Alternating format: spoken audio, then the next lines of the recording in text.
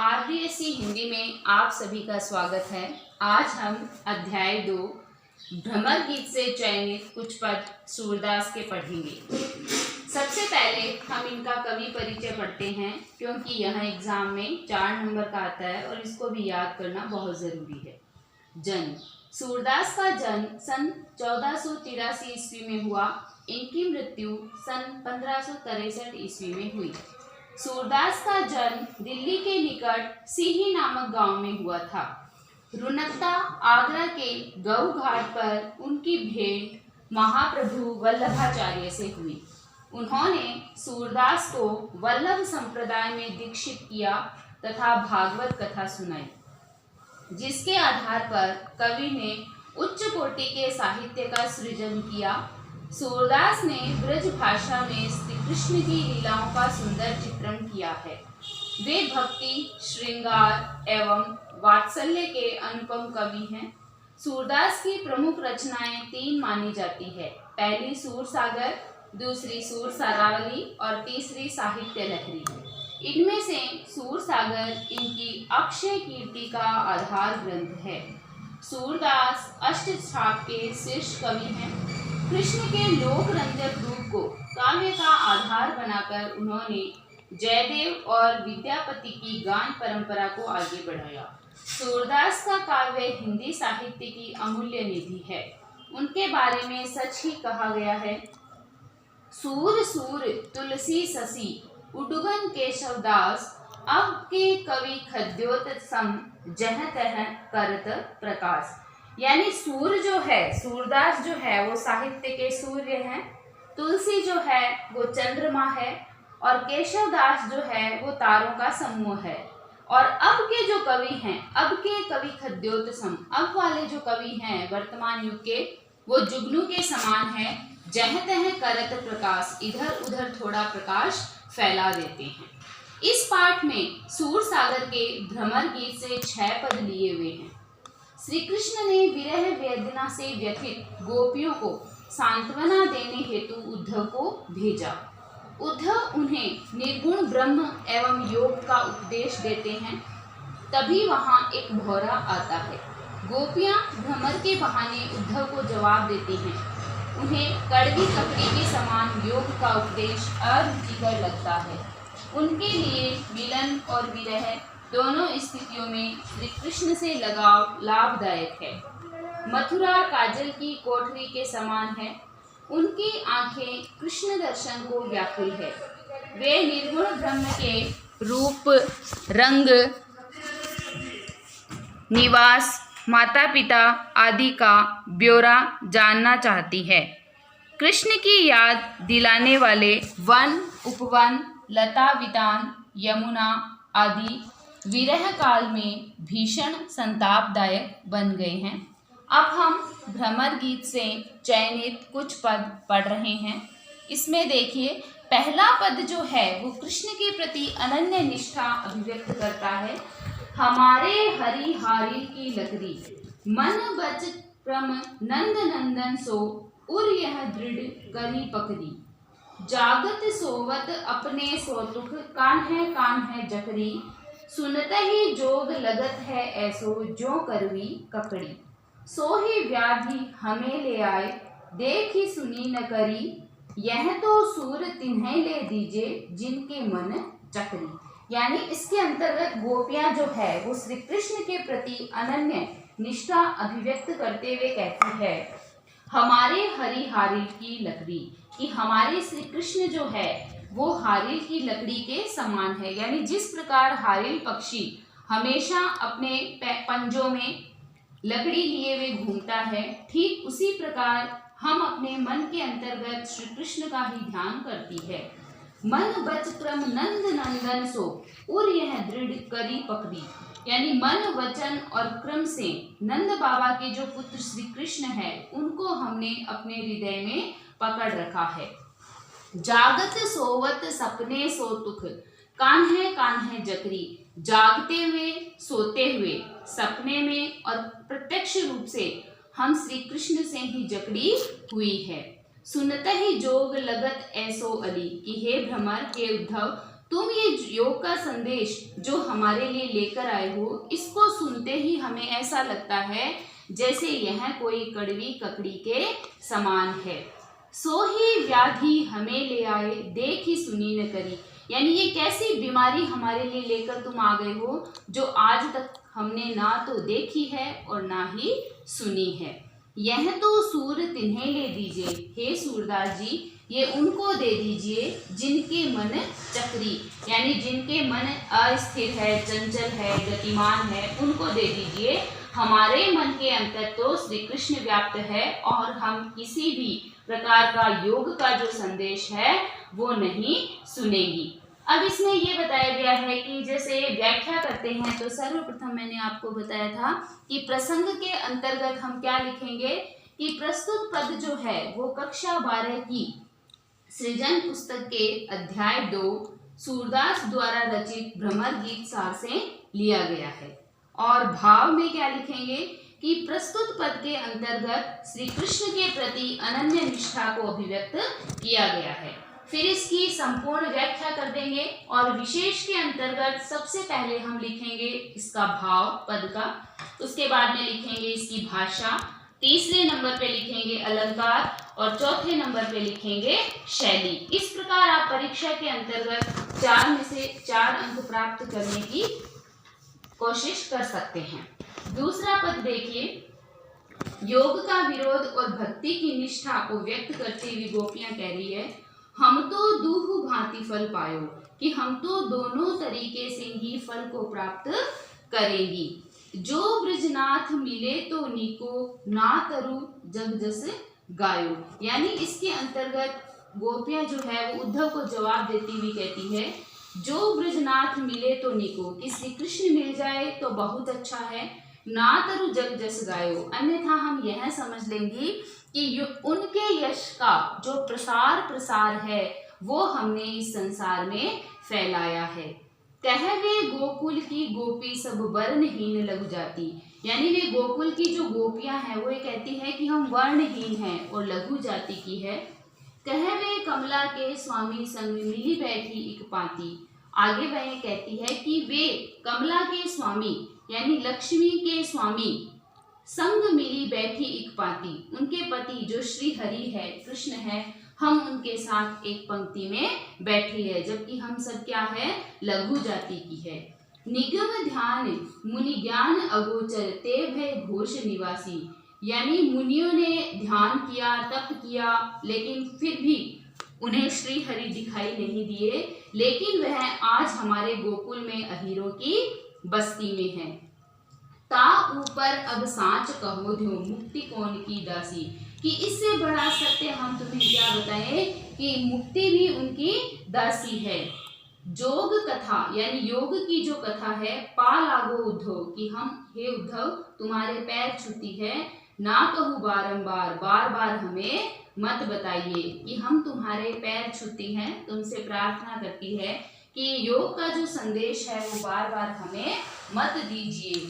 सूर श्याम तजी और भजे जो ताकि जननी छार, यानी सूरदास जी कहते हैं कि श्री कृष्ण को त्याग कर किसी और को भजन करना एक तरीके से राख के समान है, यानी कि और का भजन करना जीवन को व्यर्थ गंवाना है। इसलिए हे उद्धव हमें योग का संदेश मत दीजिए, क्योंकि हमारे मन के अंतर्गत श्री कृष्ण की भक्ति जो है वो व्याप्त है। आगे देखिए, बिलग जनी मानव उधो प्यारे, वह मथुरा काजल की कोठरी जे आवई ते काले, यानी मथुरा वासियों को कुटिल बताया है और उनको काला बताते हुए वो कहती हैं कि हे उद्धव बिलग जनी मानव उधो प्यारे, कि हम तुम्हें एक बात कह रहे हैं, अन्यथा मत लेना, अलग मत समझना। वह मथुरा काजल की कोठरी जे आवे ते कारे, कि वे मथुरा जो है वो काजल की कोठरी है, वहां से जो भी व्यक्ति आता है वह काला होता है। तुम काले, यानी वो कहती है कि तुम काले हो। सुफलक सुत काले, और अक्रूर जी आए थे वह भी काले थे। कारे मधुप भंवारे, और वहां से जो भौरे आते हैं वह भी काले हैं। तिनके संग अधिक छवि उपजत कमल नयन मनिहारे, यानी उनके साथ हमारे श्री कृष्ण की जो छवि है वो अत्यंत ही सुंदर लगती है, क्योंकि तुम सभी वहां से आने वाले हो, वो काले हो। मानहु नील मात ते काढ़े, ले जमुना जाय पखारे।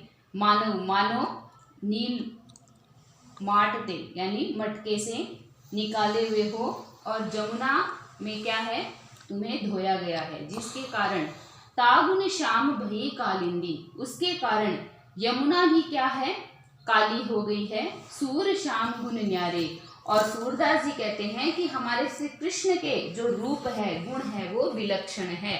कहने का अभिप्राय ये है कि गोपियां ऐसे कहती है कि मथुरावासी सारे कुटिल और काले हैं, लेकिन हमारे श्री कृष्ण जो है उनके गुण विलक्षण है, उनके समान दूसरा कोई नहीं है।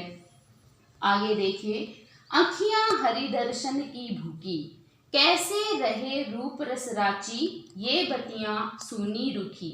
यानी इसके अंतर गोपियां जो है वो अपनी विवशता उद्धव से कहती है। अखियां यानी आंखें जो है हरि श्री कृष्ण दर्शन उनको देखने की भूखी हैं। कहने का अभिप्राय ये है कि गोपियां उद्धव को कहती है कि हमारी आंखें जो है वो श्री कृष्ण के दर्शन की भूखी है। कैसे रहे रूप रस राची, ये बतियां सुनी रुखी, यानी हमारी जो बातें हैं वो उनके रूप रंग में रसी हुई है, रमी हुई है और रंगी हुई है, लेकिन अब हमें ये सुनी लगती है।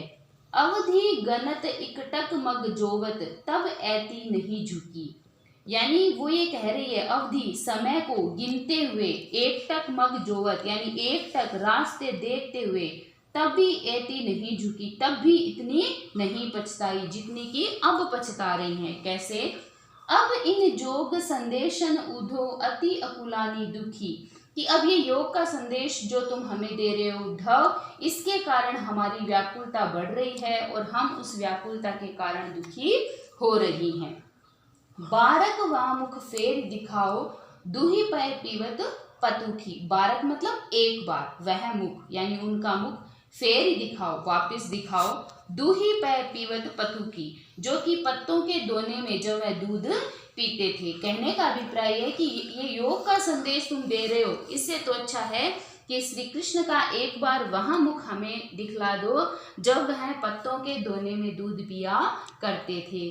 सूर सिकत हठी नाव चलायो, ये सरिता है सुखी, कि सूरदास जी कहते हैं कि हे उद्धव, तुम व्यर्थ ही रेत में नाव चलाने का प्रयास कर रहे हो, क्योंकि ये हृदय रूपी जो सरिता है, नदी है, ये अब सूख चुकी है, इसमें ये तुम्हारी योग रूपी नाव जो है वो नहीं चलेगी। आगे देखिए, ब्रह्म ज्ञान के मजाक उड़ाती हुई गोपियां कहती है उद्धव को, जब वो उन्हें योग का संदेश देते हैं, निर्गुण कौन देश को वासी, कि हे उद्धव, तुम हमें जो योग का संदेश दे रहे हो, तो हम जो तुम्हें प्रश्न करती हैं उनका उत्तर दो। निर्गुण कौन देश को वासी, यानी ये जो निर्गुण ब्रह्म है ये किस देश का रहने वाला है। मधुकर हंसी समुझाए, सोहदे बूझती सांच न हासी, कि हे मधुकर, हे उद्धव, हंसकर इसे भूल मत जाना, हम तुम्हें समझा रही हैं। सौगंध देकर पूछती है, सच बताना, हंसी में मत लेना।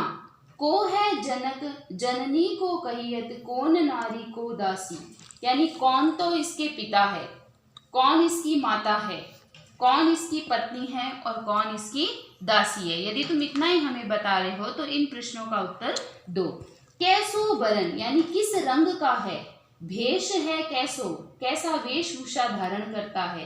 के ही रस में अभिलाषी, और किस रस की चाह रखता है या किस रस में वह डूबा हुआ है।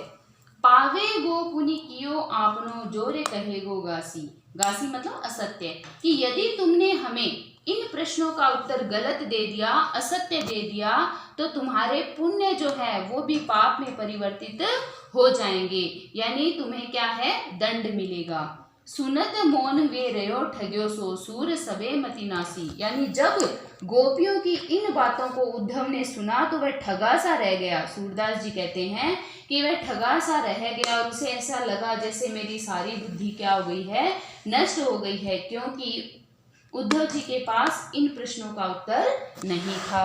आगे देखिए, विरह व्यथा की मनोदशा को अभिव्यक्त करती हुई गोपियां कहती है, बिन गोपाल बैरिन भई कुंजे। कहने का अभिप्राय ये है, गोपियां ये कह रही है कि श्री कृष्ण के बिना ये कुंज जो है, बाग बगीचे जो हैं, हमारे शत्रु हो गए हैं। तब ये लता लगति अति शीतल, अब भई विषम ज्वाल की पुंजे। यानी संयोग के समय क्या था कि ये लताएं जो थी हमें शीतल लगती थी, यानी जब श्री कृष्ण हमारे पास थे तो ये लताएं हमें शीतल लगती थी। अब भई विषम ज्वाल की पुंजे, लेकिन अब वियोग में हमें यह आग की लपटों के समान लग रही है। वृथा बहती जमुना खग बोलत, वृथा कमल फूले अलिगुंजे। यानी आगे इसमें यह बताया गया है कि गोपियां अपनी विरह व्यथा की मनोदशा को अभिव्यक्त करती है और कहती है कि हमें लगता है कि ये यमुना जो है वो व्यर्थ में ही बह रही है। खग बोलत, ये पक्षी जो है वो व्यर्थ में ही बोल रहे हैं। वृथा कमल फूल अलिगुंजे, और व्यर्थ में ही कमल के पुष्पों पर भ्रमर गुंजायमान हो रहे हैं। यानी जो चीज़ें, जो वस्तुएं, जो घटनाएं हमें संयोग में अच्छी लगती थी वो वियोग में हमें बहुत ही बुरी लग रही है। पवन पानी घनसार संजीवनी, ददिस सुत किरण भानु भई गुंजे। आगे इसमें ये कहते हैं कि शीतल पवन और कपूर संजीवनी के समान, और चंद्रमा की किरणें और सूर्य पहले बहुत अच्छे लगते थे, लेकिन ये अब हमें सारे जलाने वाले प्रतीत हो रहे हैं। हे उद्धव कहियो माधव सो, कि हे उद्धव श्री कृष्ण को कहना, विरह कदन करी मारुत लुंजे, कि विरह रूपी जो कटार है वो हमें काट रही है, हमें मार रही है। कहने का अभिप्राय ये है कि हम वियोग की दशा को सहन नहीं कर पा रही हैं। सूरदास प्रभु को मग जोवत, अखियां भई बरन जो गुंजे। आगे सूरदास जी कहते हैं, गोपियों को संबोधित करते हुए गोपियां कह रही है उद्धव को कि प्रभु के रास्ते को देखते हुए, कि प्रभु कब आएंगे, हमारी जो आंखें हैं वो गुंजा के समान लाल हो गई है। कहने का अभिप्राय ये है कि दिन रात आंखें खुली रहती है, इसके कारण हमारी आंखें जो है वो लाल हो गई है। इसमें जो सूरदास है उन्होंने गोपियों की दशा को अभिव्यक्त किया है कि गोपियां कह रही है कि संयोग की स्थिति हमें बहुत अच्छी लगती थी और वियोग में हम अत्यंत दुखी है। तो हे उद्धव, तुम हमें योग का संदेश मत दो, श्री कृष्ण को जाकर के कह दो कि उनके वियोग में सभी वस्तुएं जो है वो हमें खाने को दौड़ रही हैं, अतः जितना जल्दी हो आप वापस लौट आइए, क्योंकि हम श्री कृष्ण की भक्ति में ही लीन हैं। आज का हमारा ये सूरदास का जो टॉपिक हुआ वो खत्म हो चुका है। कल हम अपने नए टॉपिक के साथ फिर मिलेंगे और उस टॉपिक का नाम होगा नीति के दोहे रहीम। ये जो मैंने पढ़ाया है इसको ध्यानपूर्वक पढ़ना, क्योंकि पढ़ने से, मेहनत करने से ही लक्ष्य की प्राप्ति होती है। धन्यवाद।